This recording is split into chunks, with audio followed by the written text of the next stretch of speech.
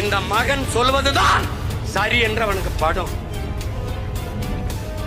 இவன் ஏமாத்த நினைப்பான், நான் அதை மாத்த நினைக்கிறேன். இவன் பதவிக்கு நிற்பான், நான் என் மக்களின் உதவிக்கு நிற்கிறேன். இவன் என் மக்களை வச்சு பிழைக்க வரான், நான் என் மக்களுக்காக உழைக்க படைய திரட்டி வாரேன். இவன் பணத்துக்கு வாரான், நான் பிறந்த பெருமை மிக்க தமிழன் என்கிற இனத்திற்கும் அதன் மானத்துக்கும் வாரேன். ரெண்டுக்கு வேறுபாடு இருக்கு. உடன் பிறந்தானே அவன் எப்படியாவது எங்களை ஆள வேண்டும் என்று வாரான். நாங்கள் எப்படியாவது எல்லோரையும் வாழ பெருமையோடு வாழ வேண்டும் என்று வாரோம். ரெண்டுக்கு ரொம்ப தூரம் இருக்கு. அதனால